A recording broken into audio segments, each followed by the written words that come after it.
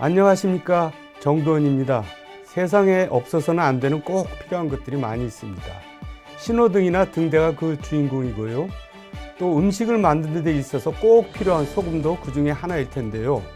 오늘 소통, 화통, 능통, 정도원의 통큰 인터뷰에 이렇게 꼭 필요한 분을 모셨습니다. 어떤 분인지 궁금하시죠? 지금 만나보겠습니다. 자, 안녕하세요. 안녕하세요. 자, 한세대 홍문기 교수님 나오셨는데요. 반갑습니다. 예, 반갑습니다. 자, 소개를 마음에 드나요? 소개를 제가 너무 거창하게 너무 소개를 잘해 주셔가지고 감사합니다. 예. 뭐 흔히들 성경에서 세상의 빛과 소금이라는 얘기들을 흔히 하는데 예. 저를 또 이렇게 방송이라든가 또 다문화라든가 예. 어떻게 보면 서로 연관성이 없는 예. 주제에 대해서 예. 이 소금이라는 단어까지 쓰시면서 소개해 주셔서 너무 감사합니다. 아니 근데 이제 사람 시청자들은 좀 궁금해하실 거예요. 다문화하고 사회학부 교수님하고 무슨 상관이 있나? 지금 사회학부 맞으시죠? 네, 맞습니다. 예. 저는 지금 현재 한세대학교 사회과학부 미디어 영상 광고학과에 교수로서 재직하고 있고요. 예. 방송과 신문과 방송 그리고 광고와 PR 뭐 이걸 총 망라하면 이제 커뮤니케이션 분야가 될 텐데 네. 커뮤니케이션 분야를 연구하고 또 가르치고 있습니다. 네. 그래서 오늘 이제 저희 방송에 대해서 많은 조언을 좀 부탁드리려고 모셨는데요. 어디 다문화 TVM 좀 보시나요? 그 다문화 TVM이라는 채널 자체가 예. 잘 알려져 있는 채널은 아니잖아요. 그래서 제가 여쭤본 거예요. 하지만 저는 개인적으로 이 다문화라고 하는 이 주제, 이슈, 분야 자체가 어떤 공익적인 영역에서 중요한 의미가 있다라는 생각을 가지고 있습니다. 특히 방송이 공익성이라는 부분을 많이 강조하고 있는데 실제로 그 공익적이라는 방송의 공익성을 실현하기 위해서 다문화라는 영역이 좀 더 주도적인 역할을 해야 되지 않는가 이런 생각을 좀 가지고 있습니다. 예, 그러니까 이제 지금 지진이 포항에서 일어났지만 그보다 더 큰 재앙이 지금 일어나고 있잖아요. 저출산 고령화. 예, 그렇습니다. 예, 그래서 지금 사망률보다 출산율이 더 적다는 거 아니에요? 네. 진짜 재앙이죠. 엄청난 재앙인데 사회 모든 게 다 이제 뒤집어질 수가 있는 그런 상황이 이제 닥쳐오고 있다는 얘기잖아요. 네. 그럴수록 다문화 사회라는 것이 우리나라에 꼭 필요하고 소중한 존재라고 생각되거든요. 이제 그런 만큼 우리가 관심을 기울여야 되는데 그만큼은 아직 관심이 안 되는 것 같아서 예. 교수님께서 이제 좋은 말씀 좀 많이 부탁드리겠습니다. 그 다문화 TVM 이제 뭐 모니터도 좀 오시면서 하셨겠지만은 특히 저희 프로그램에 이제 어떤 걸 좀 보시는지. 뭐 여러 프로그램들이 있죠. 뭐 예. 최근에 특히 이제 그 자체 편성 비율이 자꾸만 이렇게 늘어나는 것 같고 제작도 활성화되는 것 같더라고요. 그런 면에서 이 다문화 이 TVM에 대해서 많은 관심을 가지고 있습니다.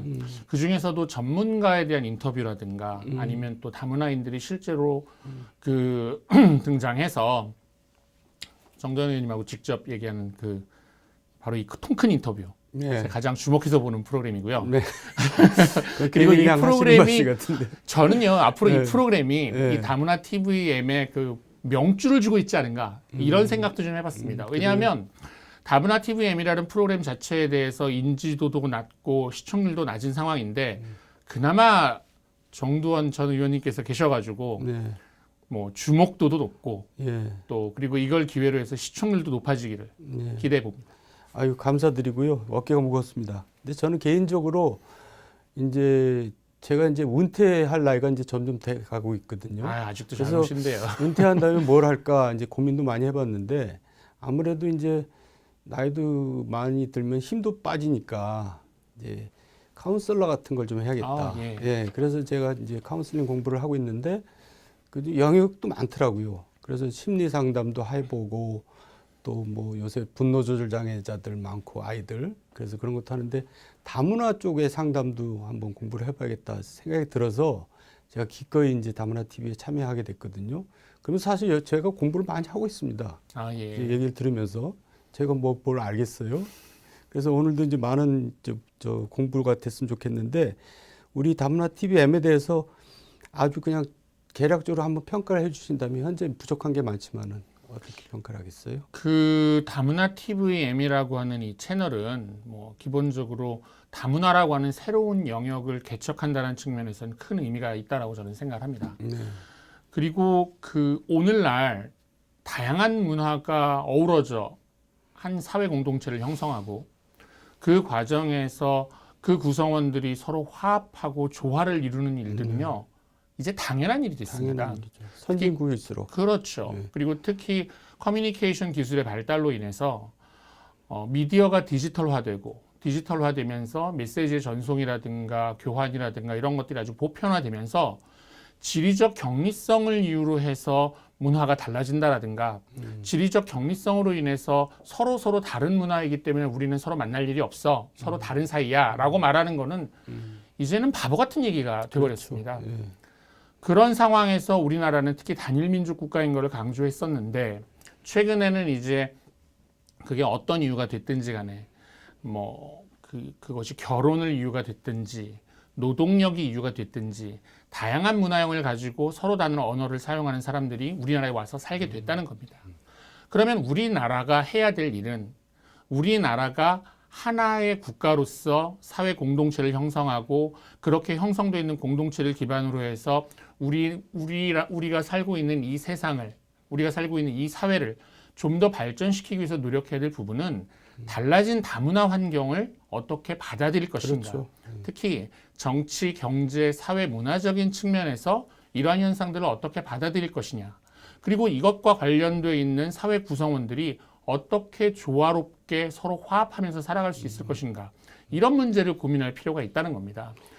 그런 측면에서 놓고 봤을 때 이 다문화 TVM에서 지향하는 바, 그러니까 서로 다른 문화를 가지고 있는 사람들이 하나의 공동체 사회를 구성해서 그 공동체 사회가 구성되어 있는 모습을 텔레비전을 통해서 보여주고 그리고 그 과정에서 새로운 컨텐츠를 만들고 이런 것들이 궁극적으로는 우리 사회의 다문화라고 하는 다른 문화를 가지고 있는 사람들이 적응하고 살아가고 그 과정에서 교육제도를 받아들이고 경우에 따라서는 정치에도 참여해서 한 표를 행사하는 이런 과정들을 융합하는 그렇죠. 그런 역할을 다문화 TVM이 앞으로 하게 되지 않을까 기대가 큽니다. 아유 참 고맙습니다. 좋은 고마운 얘기를 많이 해주셨는데 좀 딴 얘기인데요. 네. 아까 하신 말씀 중에 우리나라가 단일 민족이라고 얘기하셨잖아요. 네. 근데 우리나라가 단일 민족 맞나요? 저는 사실 그렇지는 않은 것 같거든요. 언어는 뭐 이제 하나로 쓰니까 뭐 단일 민족 같지만 사실 역사적으로 우리 DNA를 검사해 보면 뭐 무수히 많이 섞여 있을 거예요. 그렇지 않습니까? 그럼요, 당연하죠. 네. 특히 우리나라는 예. 그 외세의 침략도 많이 있었고 예. 그 과정에서 다른 나라의 지배를 받았던 적도 있고 그 기간이 길기도 했기 때문에 예. 당연히 하나의 민족이라고 말하기는 무리한 측면이 있죠. 글쎄요. 그래서 이제 그런 편견을 좀 벗어났으면 해서 제가 드린 말씀이고요. 또 우리가 주변에 이제 멀리 갈 필요 없이 동남아 국가를 이렇게 다녀봐도 우리나라는 아직 그렇게 외국인 숫자가 눈에 이렇게 많이 띄지 않는 나라 같아요. 그러니까 다문화에 이제 그만큼 덜 익숙해져 있다는 얘기인데, 근데 아까 모두에 말씀드렸지만 다문화가 이제 소중한 존재가 점점 되고 있거든요. 네. 그래서 그 교수님 말씀이 더욱더 의미가 있게 들리고요. 그럼 이제 저희 TV에 대해서 말씀하셨으니까 이왕 우리 다문화 TV가 좀 부족하거나 좀 앞으로 좀 이런 식으로 갔으면 하는 그런 방향이 있다면 그 다문화 TV가 이제 앞으로 어떤 방향으로 발전할 것이냐 이제 이런 문제에 대해서 논의를 하려면 먼저 아주 기본적인 거 몇 가지를 얘기할 수는 있겠죠. 다문화 TV의 경우에는 기본적으로 고정적인 시청 수요가 있습니다. 그런데 이 고정적인 시청 수요를 어떻게 수용할 것인가의 문제를 고민할 필요가 있다라고 생각을 합니다. 다시 말씀드리면 이 고정적인 시청 수요자가 필요로 하는 컨텐츠를 제공해야 되고 그렇죠. 그리고 그 컨텐츠를 제공하는 것뿐만 아니라 그 컨텐츠의 질적 가치를 높이는 이런 노력을 할 필요가 있겠죠. 이제 이것이 결국은 재원의 문제랑도 관련돼 있고 어떻게 인력을 수급할 거냐의 문제도 있고 그다음에 이 과정과 관련해서 정부라든가 관계기관에서 어떻게 법적 제도적으로 지원할 것인가 이런 문제도 다 얽혀 있기는 하지만 어쨌든 이제 그 초석을 깔았다고 저는 생각을 합니다. 아, 그래요? 다문화라고 하는 환경을 우리나라 사람들이 일반적으로 인식할 수 있는 그런 계기가 마련됐고, 특히 다문화 TVM을 통해서 마련이 됐고, 그렇죠. 그걸 계기로 마련되어 있는 소중한 기회를 우리나라가 좀 잘 활용했으면 좋겠는데, 어떻게 활용해야 될지는 인터뷰를 진행하면서 좀 더 고민을 해보도록 하죠. 즉석에서. 어쨌든 저희 다문화 TVM은 이제 다문화 시대의 나침반 역할을 해야겠다. 이제 저희들이 그렇게 목표를 가지고 노력을 하고 있거든요. 근데 어쨌든 공익방송이잖아요. 성격상으로. 근데 사실 공식적으로는 공익방송이 안 되고 있어요. 아, 그러세요? 네, 그러니까 이제 공익성을 충분히 갖췄다고 보는데 네. 예, 전문가로서 동의하시나요? 그 방송의 공익성에 대해서 얘기하기 위해서는 일단 그 방송법에 명시되어 있는 개념 같은 걸 좀 정리할 네, 필요가 있습니다. 예, 한번 해주시죠. 기본적으로는 그 공공 채널이라는 것이 있습니다. 네. 이 공공 채널은 현재 방송법 70조에 그 종교 채널 그리고 사회복지 분야와 관련되어 있는 채널, 예. 뭐 이렇게 아까 장애인에 관련 사회복지 분야와 그렇죠. 관련해서 장애인에 관련되어 있는 채널, 예. 뭐 이런 정도가 명시가 되어 있는 상황입니다. 예. 그리고 이와 같은 공공 채널들은 정부가 뭐 운영하는 다양한 유형의 제도적 지원이라든가 아니면 방송통신발전기금을 우선적으로 지원받는 이런 채널이라고 할 수 있겠죠. 이게 이제 하나의 한 축, 법에서 명시되어 있는 하나의 한 축이고, 예. 또 그것 못지않게 특히 이렇게 종합 유선방송 채널 사업자라든가 위성방송 채널 사업자처럼 유료방송 채널 사업자, 이제 다문화 TVM이 거기에 해당이 되는 것 같은데, 그러니까요. 이런 그 소위 말하는 PP들, 그러니까 콘텐츠 제공업자들을 좀 더 활성화하기 위해서 공익성 있는 채널에 대해서 방송통신발전기금을 지원할 수 있는 기회가 또 있습니다. 근데 이제 이것과 관련해서는 다양한 분야가 있죠. 뭐 문화에 관련돼 있는 분야도 있고요. 뭐 예술에 관련돼 있는 분야도 있고, 또 정부라든가 지자체와 관련돼 있는 분야도 있을 수 있어요. 뭐 예. 소상공인에 관련돼 있는 예. 분야도 있고, 심지어 육아에 관련된 분야까지 그렇죠. 다양한 분야가 공익이라는 이름으로 예. 그 채널 선정이 돼서 예. 소위 말하는 이제 공익성 있는 채널. 앞에서 제가 말씀드린 건 공공 채널이었고, 공공 채널. 지금 말씀드리려고 하는 건 이제 공익 공익성. 채널이 되는 겁니다. 예. 이 공익 채널에 대한 그 지원을 하는 방식이 있는데, 이 공익 채널은 매년 선정을 하게 됩니다. 그런데 이 채널이 지금 누적적으로, 이런 선정 과정이 누적적으로 이루어졌기 때문에 현재 약 19개 정도가 되는 채널이 이미 선정돼 있습니다. 예. 그런 상황에서 공익성의 의미를 따져보면 뭐 따져보면 다 공익적이지 서로 이제 않겠어요? 주장할 수가 있겠죠. 그렇지요. 그렇죠. 노인에 대한 것도 공익적이라고 말할 수 있고, 어린이 청소년에 대한 것도 공익적이라고 말할 수 있고, 장애인에 대한 거 공익적으로 말하는 건 아까 공공 채널까지 말씀드렸으니까 더 따져볼 필요가 없겠지만, 그런 식으로 따지게 되면 결국은 뭐가 중요하느냐, 어떤 것이 중첩되지 않는가. 다시 말씀드리면 같은 공익성을 가지고 있다 하더라도 그 채널이 다루고 있는 프로그램의 내용이 사실상 유사한 내용이거나 그 목적이나 지향하는 바가 같은 방향일 경우에는 공익 채널 선정 과정에서 고려할 필요가 있다는 겁니다. 그렇죠. 그런 맥락에서 보면 이 다문화 채널이라고 하는 이 다문화 TVM의 경우에는 그 어떤 공익성이 있었던 공익성 채널로 선정됐던 그 어떤 채널 중에서도 단 한 번도 예. 다문화를 기준으로 해서 예. 다문화를 이윤으로 해서 예. 다문화라고 하는 우리 사회가 지향하는 공익적 가치를 이유로 해서 예. 공익 채널로 선정된 적이 없었다는 겁니다. 그러니까요. 그렇다고 하면 이 시점에서는 더군다나 오늘날 200만이 넘는 다문화인들이 한국 사회에 살고 있다는 걸 고려할 때 예. 다문화 TVM과 같은 채널이 공익 채널로서 선정될 필요가 있지 않은가, 그런 생각이 이제 한 가지 들고요. 예. 그리고 그렇게 하기 위해서는 뭐 저는 이제 예전에 방송사업자 평가를 오래전부터 해왔기 때문에 좀 도움을 드리려고 말씀을 그러니까요. 드린다면, 또 정부 부처에서도 관심을 가져야 한다고 말씀을 드리고 싶은 부분은 뭐냐면, 예. 프로그램을, 그러니까 그 방송 사업자가 방송 프로그램을 편성하는 데 있어서 자체 제작 편성 비율을 좀 높일 필요가 있고요. 예. 그러니까 다시 말씀드리면 투자를 좀 해야죠. 투자해야겠죠. 해외에 있는 프로그램을 자꾸 사온다든가 네. 기존에 재방송됐던 프로그램을 틀어가면서 자꾸 이 편성을 채워갈 생각을 하는 것보다는 예. 조금 노력이 들고 시간도 들고 비용도 발생할 수 있겠지만 자체 프로그램 편성비율을 좀 높일 필요가 있지 않은가라는 생각을 좀 많이 해봅니다. 그리고 이렇게 하기 위해서는 또 한 가지 중요한 것이 시청 수요자 계층들, 그러니까 지금 아마 이 프로그램들을 많은 다문화인들이 보실 것 같은데 이분들이 적극적인 참여를 할 수 있는 프로그램이 마련될 필요가 있습니다.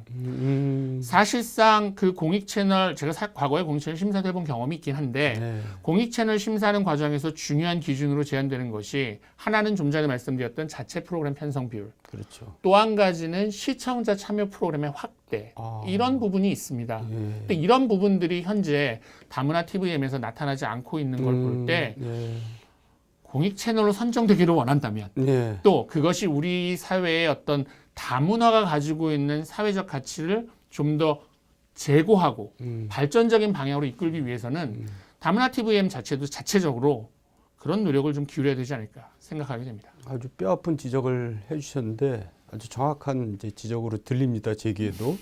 근데 이제 그것이 떠나서 이제 앞에서 공공 채널, 공익 채널 얘기해 주셨는데 공익 채널이 되기 위해서는 어떻게 법 개정이 필요한 겁니까? 어떻습니까? 그러니까 아까 방송법 7조 얘기. 네, 70조요. 70조. 예. 그러니까 거기에 어떤 내용이 들어가야 되는 겁니까? 어떻습니까? 네, 그 내용을 제가 조금 이제 법적인 부분이니까 법안을 제가 보면서 조금 말씀을 드리도록 하겠습니다. 그 방송법 70조에는 어떤 내용이 지금 현재 명시가 되어 있는가 하면 70조 3항인데요. 채널 및 잠시만요. 70조 3항에 보면 종합 유선방송 사업자 및 위성방송 사업자는 대통령 영이 정하는 바에 의해서 국가가 공공의 목적으로 이용할 수 있는 채널, 이게 바로 이제 공공 채널이 되는 겁니다. 이 공공 채널을 두도록 의무화하고 있습니다. 그러니까 이제 소위 말하는 이제 머스트 캐리가 되는 거고 그 채널 사업자들은 반드시 이 컨텐츠를 포함한 채널들을 편성하도록 되는 겁니다. 근데 여기에 현재 70조 3항에 포함되어 있는 그 채널은 어떤 채널이 있느냐면 종교로서 선교의 목적을 가지고 있는 채널, 또 한 가지는 장애인의 복지를 위한 채널이 포함되어 있습니다. 그렇게 본다면 현재 종교와 관련되어 있거나 장애인과 관련되어 있는 공익적인 목적이 우리 사회에 중요하다라는 것이 법에 의해서 명시가 되어 있다는 겁니다. 그런데 지금 제가 말씀드린 것처럼 그러니까 거기에 다문화가 들어가면 안 되냐 이거죠. 그러니까 이제 그 말씀을 좀 드려보도록 하겠습니다. 종교라든가 장애인과 같은 경우는 뭐 어떻게 이해하실지 모르겠는데 과거의 기반을 두고 현재 많은 사람들이 있는 상황인 거죠. 일종의 기득권 구조네요. 뿐만 아니라 제가 말씀드린 시청 수요의 의미에서 놓고 봤을 때 이미 형성되어 있는 시청 수요라는 겁니다. 그러니까 새롭게 형성될 가능성이 더 있다라든가 뭐 굳이 말씀을 드린다면 종교와 관련해서는 과거와 달리 종교 신앙인의 비율은 자꾸 낮아지고 있는 추세예요. 그렇죠. 저는 아까부터 계속 말씀드렸던 게 시청 수요적 측면에서 말씀을 드리는 건데 종교라든가 선교 목적의 채널이라는 것이 분명히 우리 사회에 기여하는 바가 있고 공익적 측면이 있지만 시청 수요라는 측면에서 보면 이건 과거라는 겁니다. 장애인도 마찬가지예요. 장애인이 급속히 늘어날 이유가 현재 없지 않습니까? 그리고 과거의 장애인들이 우리 사회에 적응하기 위해서 많은 노력을 기울이고 있는데 그 과정에서 방송 채널이라든가 방송 프로그램들이 중요한 영향을 미친 것이 사실입니다. 그런 측면에서 놓고 볼 때 장애인이라고 하는 장애인과 관련되어 있는 프로그램 내용은 과거의 시청 수요를 기반으로 해서 만들어지는 법에서도 그것을 반영하고 있다는 겁니다. 제가 지적하고 싶은 부분은 이제는 미래의 시청 수요도 고민할 필요가 있지 않겠냐는 겁니다. 제가 듣고 싶은 얘기가 그겁니다. 바로 미래의 시청 수요라 하면 다문화 채널처럼 우리 사회 발전을 위해서 뭔가를 기여할 수 있는 그런 분야, 그리고 그런 사람들이 점점 늘어나고 있는 그런 분야를 선택해야 된다는 거죠. 다문화라고 하는 영역 자체가 그렇다는 겁니다. 아까 모두의 그 사회자분께서 말씀하신 것처럼 다문화라고 하는 영역 자체가 뭐 포항의 지진 못지않게 심각한 상황이라고 말씀하신 뭐 저출산 문제라든가 또 우리 사회의 어떤 공동체에 대한 인식의 문제라든가 또 나아가서 이제 교육의 문제까지 관련이 됩니다. 네. 제가 왜 이런 말씀을 드리냐면 다문화 가정에 속한 사람들이 사실상 어렸을 때부터 정상적인 교육, 무엇이 정상적인 교육인지 잘 모르겠지만 어렸을 때부터 교육을 잘 받고 한국어도 잘 익히고 어머니나 아버지를 통한 다문화라는 게 어머니나 아버지 한쪽 어느 한쪽이 이제 외국 문화를 기반으로 하고 있으니까 그렇게 하게 된다면 최소한 다문화인들은 2개국어, 3개국어를 할 수 있는 여건이 마련되는 겁니다. 그렇습니다. 우리나라의 지정학적 위치를 고려할 때 또 우리나라의 어떤 경제 기반이 수출이라는 걸 고려할 때 이처럼 2개국어 이상의 언어를 사용할 줄 알고 2개국 이상의 문화적 체험을 할 수 있는 사람들은 아주 중요한 사회적 자산입니다. 자산이죠. 예. 그런데 이런 사람들이 일반화된 교육, 초등학교, 중학교, 고등학교 교육 과정, 이 정상적인 공교육 과정을 거치면서 점점 사회적인 낙오자가 되는 현상이 우리 사회에 발생하고 있습니다. 아직은 그렇죠. 그리고 예. 여기에서 이제 한 단계 더 나아가면 뭐 우리나라 이제 사교육 문제도 있고 뭐 과외 문제도 있고 여러 가지 것들이 있는데 이것이 결국은 경제적인 부분하고 또 접목돼 있고 예. 그런 과정에서 다문화에 소속돼 있는 구성원들이 내가 공부를 해도 나는 좋은 성적을 내지 못해. 내가 공부를 해도 좋은 성적을 내지 못하고 좋은 성적을 내지 못해서 나는 진학을 하기가 어려워. 나는 좋은 성적을 내지 못하고 그래서 진학이 어려워서 그 결과 나는 좋은 일자리를 얻지 못해. 제가 지금 말씀드린 이 프로세스가 오늘날 한국 사회에서 다문화 가정에 속해 있는 구성원들이 겪게 되는 필연적인 과정으로 간주되고 있는 그런 맥락을 제가 설명드린 겁니다. 이것이 제가 가장 우려하는 것 중에 하나는 또 반면에 기대도 합니다. 우려하는 것 중에 하나는 이런 과정을 통해서 성장한 다문화 가정 출신의 학생들이, 청소년들이 나중에 성인이 돼서 취업할 때 정상적인 취업을 못하면 이 사람들은 자신들이 가지고 있는 탤런트보다는 이 한국 사회에 대해서 원망하게 될 거고 문제를 일으키게 그 되겠죠. 원망은 결국 사회적 갈등의 원인이 된다는 겁니다. 맞습니다. 예. 이렇게 한번 생각을 해보죠. 왜 2개국어를 할 줄 알고 다양한 문화를 접한 경험이 있는 사람이 공장 노동자밖에 될 수 없다는 겁니까? 이런 부분들이 다문화를 바라보는 한국 사회의 어떤 그 조망점이 돼야 된다는 겁니다. 예. 과거에는 외국에서 온 해외에서 온 근로자들, 그러니까 이 사람들이 우리 사회에서 한국말도 잘 못하고 한국에 대한 문화도 이해도 부족하니 어쩔 수 없이 근로자로 살 수밖에 없다라는 부분은 일면 이해되는 부분이 있습니다. 그런데 이제 그 사람들이 한국 사회에 정착하는 과정을 통해서 결혼을 하게 되고 또 경우에 따라서는 그 가족들이 한국에 오게 되고 이 과정을 거쳐서 다문화라고 하는 공동체가 형성이 됐을 때 이 사람들은 한국 사회의 엄연한 구성원입니다. 당연하죠. 근데 이런 사람들이 한국 사회에 대해서 불만을 갖게 되고 내가 정상적인 교육을 받았음에도 불구하고 나는 여전히 노동자 내지는 공장 근로자에 불과하고 나의 어머니 아버지가 그러셨기 때문에 나는 뭔가 다른 걸 해보고 싶은데 내가 다문화 가정 출신이라는 것 때문에 그런 기회가 주어지지 않는다면 한국 사회에 대한 불만이 쌓일 것이고 이것은 결국 사회적인 갈등, 정치적인 갈등, 문화적인 갈등으로 잠재하게 된다는 겁니다. 갑자기 걱정이 막 쌓이게 되네요. 그런 말씀 드리니까. 근데 이제 긍정적인 측면을 우리가 이제 볼 필요가 그렇죠. 있잖아요. 그러니까 당연히. 예를 들어서 미국의 실리콘밸리를 가보면 거의 이민자들이 다 사업을 일구는 거 아니겠어요? 그렇죠. 사실상 우리 그렇죠. 세계적인 기업들도 다 거의 이민자 출신들이. 맞습니다. 근데 우리가 이제 미국하고 바로 비교할 수는 없지만 동남아시아에서의 그런 역할을 할 수 있는 나라는 된다 이거죠. 제가 볼 때. 해야 하죠. 예, 또 해야 한다고 해야 생각합니다. 하기도 하고요. 예. 그러니까 동남아시아 많은 나라들이 얼마나 인재들이 많이 있겠어요. 사실 우리가 인종차별적인 시각에서 바라보는 이상한 나쁜 그렇죠. 그런 편견 오해도 있지만은 그렇지 않거든요. 충분히 좋은 교육 시스템과 사회 지원 시스템만 갖추면 얼마든지 인재로 양성할 수 있는 아이들이 동남아시아에 얼마든지 깔려 있단 말이에요. 그런 아이들이 우리나라를 향해서 와가지고 여기서 큰 성과를 이뤄내면 그게 결국 우리나라 국부에 도움이 되고 이제 그런 면에서 이제 바라봐야 되는데 미래를 향해서 지금까지는 이제 겨우 이제 일자리 부족이나 메꾸는 상황이다 이제 그래서 저는 이제 아까 다문화 TV하고 연결지어서 말씀드리면 그래서 다문화 TV의 이제 역할이 굉장히 앞으로 이제 크고 중요하고 많은데 이게 이제 투자를 하려니까 사실 여건이 어렵단 말입니다.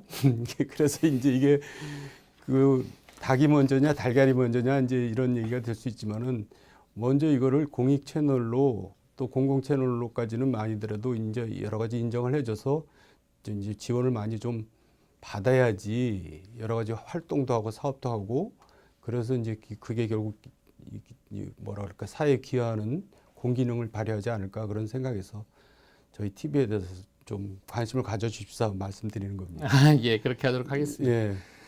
그 지금 말씀하시는 과정에서 이제 공익 채널 또 이제 공공 채널에 대한 말씀을 잠깐 하셨는데 네. 공익 채널 일단 그 공공 채널에 대한 건 제가 아까 명료하게 말씀을 드렸으니까 네. 거기에 이제 포함이 되느냐 안 되느냐는 이제 국회에서 이 문제를 심도 있게 논의를 하고 현재 이게 그 제가 알고 있기로는 신상진 의원이 이미 발의를 하셔서 네. 예.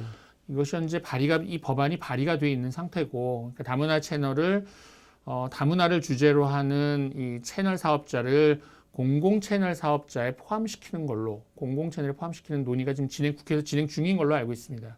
이건 어디까지나 이제 법적인 부분이기 때문에 국회에서 결정하고 이것이 이제 소관 상임위를 통과하고 법사위를 통과해서 결정이 되면 이제 어느 소관 부처가 등장할 거라고 생각이 됩니다. 아마 이게 지금 상임위가 문화체육관광부 소속으로 되어 있기 때문에 아마 그쪽에서 또는 방송통신위원회 쪽에서 아마 다루지 않을까. 어느 쪽인지 정확히 잘 모르겠습니다. 근데 아마 방송통신위원회 쪽에서 다루지 않을까라는 생각이 되는데 그것과 별도로 또 한 가지를 제가 좀 말씀드리고 싶은 게 뭐 결국 방송통신위원회 관련돼 있는 부분이긴 하는데 공익 채널에 대한 부분을 좀 말씀드리고 싶습니다. 예.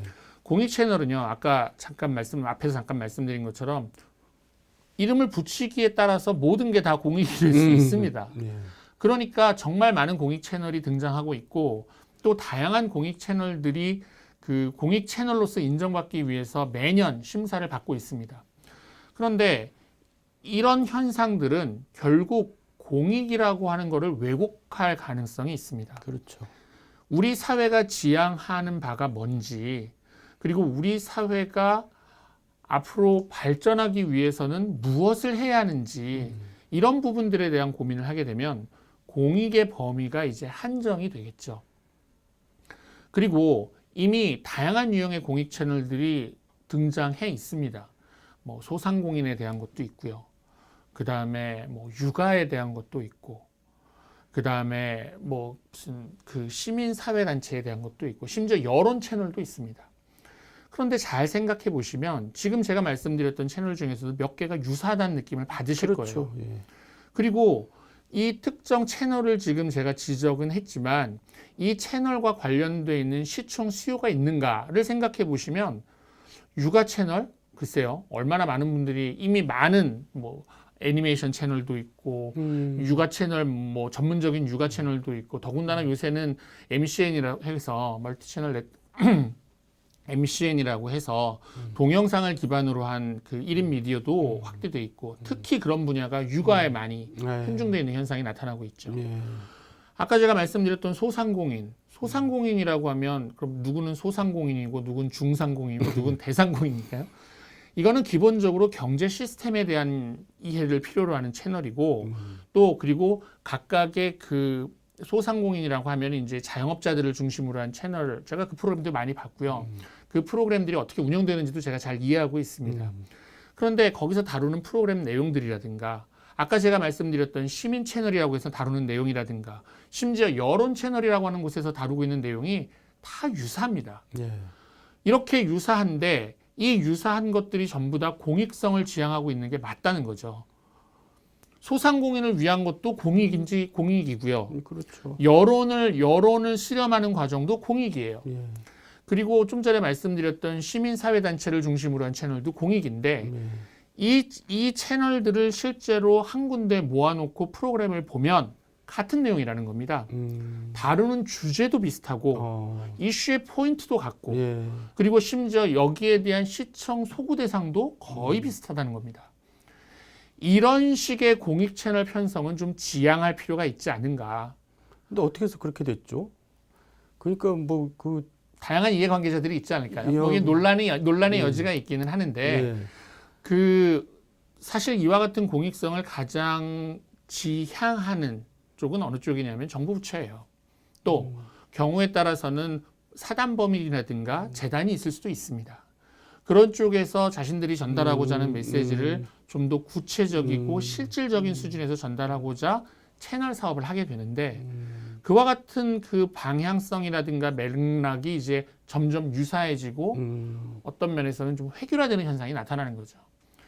그런 맥락에서 다문화 채널을 놓고 보자면 다문화 채널은 그런 부분에서 비교적 자유롭다는 겁니다. 그렇죠. 다문화라고 하는 것 자체가 의미하는 바가 다양한 문화를 포함하고 있는 거고 그 다양한 문화와 관련해서 어떻게 정치, 경제, 사회, 문화적으로 접근할 것인가 예. 이 내용만 가지고서도요 네. 충분히 다양한 프로그램을 제작할 수 있다는 겁니다. 그렇겠네요. 다문화 TVM은 그런 부분에 주목할 필요가 있다고 생각이 듭니다. 아까 말씀드렸던 것처럼 시청 수요와 관련해서는 다른 채널들은요 일반 시청자와 그 특정 채널이라고 하는 공익 채널이라고 하는 채널의 시청자가 차이가 거의 없습니다. 다문화 TVM의 경우에는요 일반 사람들은 아직 잘 몰라요. 아마 시간이 지나고 다문화 TVM이 정말 많은 인기를 끌고 주목을 받는 그런 채널이 된다면 일반 사람들도 볼 수 있겠죠. 예. 하지만 현재로서는 다문화에 속해 있는 구성원들이 관심을 가질 수 있는 예. 그런 채널이에요. 예. 그러니까 그 사람들의 목소리를 반영하고 예.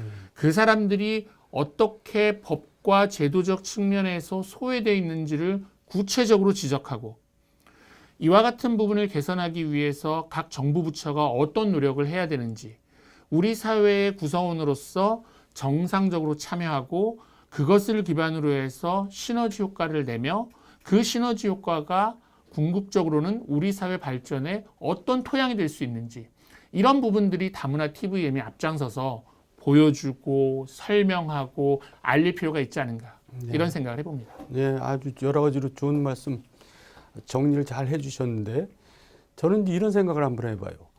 그래도 이제 뭔가 힘을 가져야 된다 이거예요. 아, 그렇죠. 예? 근데 그 힘이 어디서 나오냐 이제 이걸 한번 생각을 해봤는데 아까 말한 그 여러 가지 공익 채널들이 어떻게 하다 보니까 이렇게 중복된 채널들이 쫙 들어가 있단 말이에요. 그러니까 다들 나름대로 힘을 가지고 들어간 거죠. 그렇죠. 제도권으로. 그런 면이 있습니다. 예, 그러면 제도권에 어떻게 다문화가 들어갈 것이냐. 이제 제도권으로 들어가려면 그게 이제 입법화 과정을 거쳐야 되는데 입법은 국회에서 한단 말이에요. 국회를 구성하고 있는 국회의원들은 뭐에 관심이 있느냐? 표에 관심이 있죠. 맞습니다. 저도 예. 말씀드리고 싶었습니다. 예, 그래서 저는 다문화 가정, 다문화인들이 뭔가 이게 유권자로서의 역할을 할 시점이 되지 않았나 저는 그런 생각을 하거든요. 너무 엉뚱한 생각인가요? 전혀 그렇지 않습니다. 예. 실제로 규모상으로도 좀 그렇게 돼 있잖아요. 그렇습니다. 실제로 학계에서는 예. 그와 관련돼 있는 많은 연구들이 진행되고 있고요. 아, 그래요? 그럼요. 그리고 과거에는 아까 제가 말씀드린 것처럼 뭐 그러니까 공장 근로자라든가 노동자로서 한국 사회에 처음 발을 디뎠던 사람들은 항상 두려워했죠. 뭘 두려워했느냐? 불법 이민자로 경우에 따라서는 낙인 찍혀가지고 축출되지 않을까. 또 해외에서 결혼을 통해서 이주한 사람들은 내가 결혼을 통해서 여기 이주해 왔는데 내가 내가 외국인이라는 외모 또 이 한국 사람들과 사용하는 언어가 다르다는 이유 이것 때문에 이 사회에 적응하지 못할까 정정긍긍했습니다. 예. 그런데 이게 벌써 여러 세대를 거치고 긴 시간이 지나면서 그런 문제가 점점 해결됐다는 거예요. 예. 심지어 뭐 더 잘 아시지 않습니까, 의원님께서 지금 여기 이 다문화 TVM을 진행하고 있는 이자스민 전 의원이 계시잖아요. 국회까지 가버렸죠. 그럼요, 의원까지 이런 분들이 이제 등장하는 세상이 됐다는 거예요. 이런 상황이 됐다는 겁니다. 그러면 이런 상황이 의미하는 바는 뭐냐? 다문화라고 하는 다문화라고 하는 게 뭐냐라고 얘기했을 때 저는 맨 처음 드는 생각은요. 가정이에요. 가정. 다문화라고 하는 가정 공동체. 그리고 그 가정을 기반으로 한 커뮤니티, 지역 공동체, 그리고 그것을 기반으로 한 이제 사회적인 세력으로서 역동적인 역할을 할 수 있는 상황이 다가오고 있다는 겁니다. 이런 부분들에 있어서 정치인들 주목해야 되고요. 그렇죠. 저는 솔직하게 말씀드리면 네. 우리나라 다문화인들이 어디에 가장 많이 살고 있는지 뭐 제가 대충은 알고 있습니다. 안산 아닌가요? 몇 군데가 있습니다. 예. 예. 그런 지역의 국회의원들 지금 뭐 하고 있는지 좀 궁금해요. 음. 그분들 여기 나오셔서 한 말씀 하셔야 돼요. 그러니까. 무엇을 할 거냐? 예. 다문화 TVM이 공익 채널로서 선정되고 공익 채널로서 지원받고 공익 채널로서 정상적인 활동을 하기 위해서 안산 지역 국회의원으로서 뭘 하겠다 이런 얘기 해야 됩니다. 그렇죠. 지금 그런 시절이 오고 있다라는 거를 저는 좀 알려드리고 싶고요. 예. 무엇보다 중요한 건 다문화인들 스스로의 인식이에요. 첫 번째는 내가 한국인이 아니니까 이 사람들과 외모가 다르니까 피부가 다르니까 이런 생각보다는 내가 한국 사회에 적극적으로 기여하고 참여하기 위해서 한국 사회가 어떻게 달라져야 된다. 이런 부분들이 필요하다는 것을 좀 스스로 얘기했으면 좋겠습니다. 한국 사회의 이러이러한 부분들이 우리 같은 사람들이 국적을 취득하는 과정이라든가 우리가 이미 오랫동안 한국 사회에 살았음에도 불구하고 우리가 한국인으로서 활동하기에 어떤 부분에 제약이 있다. 이런 부분을 해결하기 위해서 도와달라. 이런 목소리를 낼 필요가 있고요. 그리고 그런 목소리를 정부는 단지 법무부뿐만이 아니라 제가 아까 다문화라고 하면 저는 가정이 생각난다고 말씀을 드렸는데 그 맥락에서 여성가족부라든가 또 보건복지부라든가 이런 정부 부처에서 다문화라고 하는 영역 자체를 어떻게 수용할 것인지 정부 부처 차원에서 고민할 필요가 있다는 겁니다. 그럼요. 예. 그래서 이제 그렇게 하려면 어느 정도 계몽이 필요하고 또 계몽을 하려면 리더십이 필요하고 그러는데 그렇죠. 교수님께서 그 리더십 역할을 좀 해주셔야겠는데요. 제가 뭘 어떻게 해야 그러니까 이제 그래서 저 다문화 비례대표라도 나가시든지. 불러주시면 열심히 하겠습니다. 오히려 더 의원님께서 하시고 싶으신 거 아니세요? 이미 여러 번 하셔가지고 관심 없으시네요. 저는 이제 사회봉사활동을 열심히 하려고 관련해서 뭐 이제 많은 얘기를 해주셨고 정리를 잘 해주셨는데요. 다문화에 대해서도 그러니까 관심을 가지고 계신 거잖아요. 그럼요. 방송뿐만이 아니라. 네, 그렇습니다. 예. 그러면은 우리 다문화의 정책에 대해서 특히 뭐 하고 싶은 얘기가 있으십니까? 이제는 방송 쪽이 아니라 다문화 정책 쪽으로. 저는 이제 개인적으로 어떤 분하고 좀 인연이 좀 있냐면 이뇨한 박사님하고 좀 예. 여기 다문화 세브란스. 예. 다문화 그분도 TV에 다문화인이죠. 다고 예. 제가 얘기를 들었었는데 예. 그분이 이제 본인 스스로도 말씀하시지만 순천 촌놈이라고 말씀하세요. 저는 그분하고 이제 여러 번 기회를 갖고 식사 자리도 하면서 공적인 자리, 사적인 자리를 접하면서 제가 깨달았던 건 뭐냐면 어떻게 한국 사회를 접하고 이해하는가가 그 공동체를 어떻게 발전시킬 수 있는지 모색하는 계기가 된다는 걸 제가 배웠어요. 그러니까 내가 외국인이야, 내가 이 사람들하고 달라, 그러니까 나는 이렇게 하는 것밖에 방법이 없어가 아니고 이 사람들이 이렇게 살아간다면 나도 한번 이렇게 살아보자. 이 사람들이 이렇게 이런 사회를 만들어서 살아간다고 하면 여기에 나도 할 수 있는 방법이 뭐냐. 근데 그걸 못하게 해? 그걸 방해해? 그럼 그거는 고쳐달라라는 목소리를 다문화 구성원들이 좀 냈으면 좋겠고요. 또 우리 정부도 정부는 말할 것도 없고 이제 정치권까지 포함해서 표가 된다는 겁니다. 그렇죠. 이제는 알아야 될 때가 된 것 같아요. 그렇죠. 이분들이 표가 된다는 거고 이분들이 구심점을 형성할 수 있고 그렇게 됐을 때 어느 순간에 200만 표가 선거 결과를 좌우할 수 있는 경우에 따라서는 그게 총선이 됐건 대선이 됐건 선거 결과를 좌우할 수 있다는 것을 인식하고 깨달을 필요가 있다는 겁니다. 그리고 이제 한 걸음 더 나가서 말씀을 좀 드리면 저는 이제 공부하는 사람이고 연구하는 사람이기 때문에 말씀을 드리는 겁니다. 학계에서도 방송, 여성, 복지, 각 분야가 다문화라는 주제, 이슈를 바탕으로 해서 논의거리들이 다 있습니다. 예, 그렇죠. 그러니 좀 더 많은 세미나와 토론회를 열고 예. 그것을 기반으로 해서 다문화에 대한 인식이 범국가적으로 또 범국민적으로 좀 인식 개선이 좀 될 필요가 있지 않을까. 예. 개선보다는 인식의 전환이 필요하지 않을까. 예. 그런 생각을 좀 해봅니다. 그게 이제 또 저희 TV가 할 일이고요. 그러니까 교수님께서 오늘 해주신 말씀이 보니까 이제 저희 TV의 경영진이나 식구들이 정말 교과서처럼 한번 잘 되새겨야 될 얘기들을 쭉 해주신 거고, 또 저희들이 이제 방향, 앞으로 어떤 사명을 가지고 가야 되냐, 그 아주 그냥 좋은 지적을 잘 해주신 것 같아서 감사드립니다. 도움이 되셨다니 저희 영광입니다.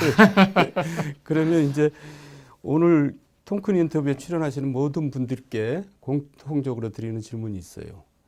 내게 다문화란 무엇인가? 물론 이제 그 중간중간에 뭐 말씀을 하셨지만 다시 한번 이렇게 간략하게 정리해 주신다면. 저는 오늘 그 인터뷰 내용을 처음 준비하면서 지금 질문해 주신 거에 대한 답을 제일 첫 번째 정하고 찾았습니다. 저는 다문화는 한국 사회의 미래다. 이렇게 그렇죠. 얘기하고 싶습니다. 멋집니다. 예. 예. 그리고 이 한국 사회의 미래는 지금처럼 갈등하고 서로 반목하고 우리끼리 그리고 그 안에서 뭔가를 좀 더 그 나눠 보려고 하고 나눠 먹으려고 하고 나눠 가지려고 하는 이런 사회가 한국 사회의 미래라고는 생각하고 싶지 않습니다. 새로운 것들을 더 포용하고 기존의 것들은 조화를 갖추고 새로운 것들을 더 늘려서 그 파이를 키우는 그리고 그렇게 키워지는 과정에서 용융되고 융합되어서 새로운 무엇인가가 만들어지는 것, 그것이 한국 사회의 미래여야 하지 있는 걸 가지고 자꾸 나누고 있는 거 가지고서 자꾸 싸우고 이런 식의 패러다임은 이제는 버려야 될 때가 되지 않을까. 그리고 그 과정에서 다문화가 시너지 역할을 하고 원동력 역할을 하고 한 걸음 더 나가서 그것 자체로서의 또 주체로서의 역할을 하는 것이 좀 바람직하지 않을까. 이런 생각을 좀 해봅니다. 그러니까 다문화는 우리 한국 사회의 미래다. 예. 정말 공감이 가는 얘기고요. 너무 멋진 얘기 해주셨습니다.